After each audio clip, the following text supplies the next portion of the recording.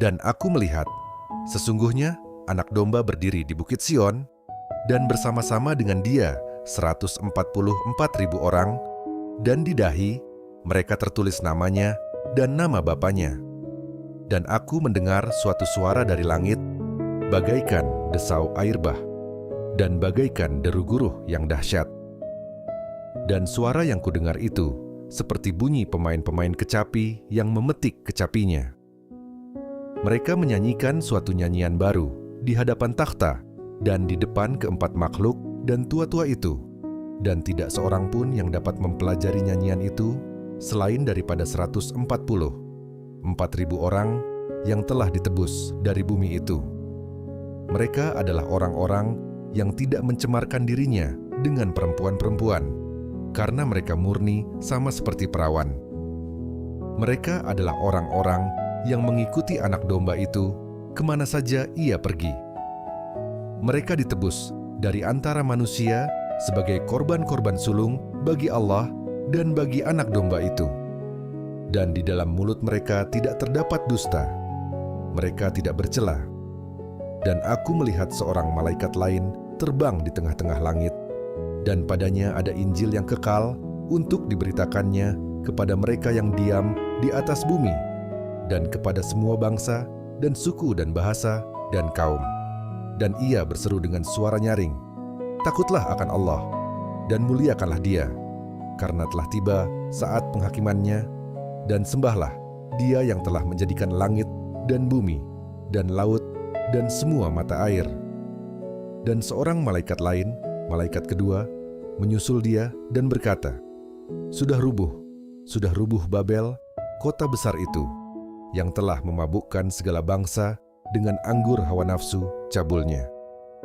Dan seorang malaikat lain, malaikat ketiga, menyusul mereka dan berkata dengan suara nyaring, "Jikalau seorang menyembah binatang dan patungnya itu, dan menerima tanda pada dahinya atau pada tangannya, maka ia akan minum dari anggur murka Allah, yang disediakan tanpa campuran dalam cawan murkanya.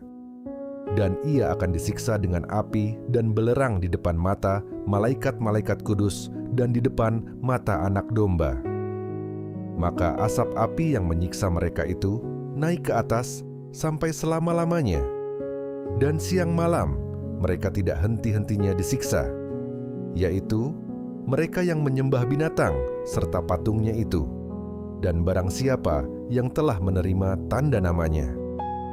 Yang penting di sini ialah ketekunan orang-orang kudus yang menuruti perintah Allah dan iman kepada Yesus. Dan aku mendengar suara dari sorga berkata, "Tuliskan, berbahagialah orang-orang mati yang mati dalam Tuhan sejak sekarang ini.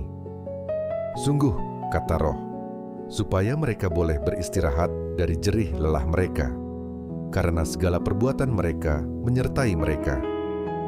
Dan aku melihat, sesungguhnya ada suatu awan putih, dan di atas awan itu duduk seorang seperti anak manusia dengan sebuah mahkota emas di atas kepalanya dan sebilah sabit tajam di tangannya. Maka keluarlah seorang malaikat lain dari bait suci, dan ia berseru dengan suara nyaring kepada dia yang duduk di atas awan itu, "Ayunkanlah sabitmu itu, dan tuailah, karena sudah tiba saatnya untuk menuai, sebab tuaian di bumi sudah masak." Dan ia yang duduk di atas awan itu mengayunkan sabitnya ke atas bumi, dan bumi pun dituailah. Dan seorang malaikat lain keluar dari bait suci yang di sorga. Juga padanya ada sebilah sabit tajam. Dan seorang malaikat lain datang dari mezbah. Ia berkuasa atas api, dan ia berseru dengan suara nyaring kepada malaikat yang memegang sabit tajam itu. Katanya, "Ayunkanlah sabitmu yang tajam itu, dan potonglah buah-buah pohon anggur di bumi, karena buahnya sudah masak." Lalu, malaikat itu mengayunkan sabitnya ke atas bumi, dan memotong buah pohon anggur di bumi, dan melemparkannya ke dalam kilangan besar, yaitu murka Allah. Dan buah-buah anggur itu dikilang di luar kota, dan dari kilangan itu mengalir darah tingginya sampai ke kekang kuda dan jauhnya 200 mil.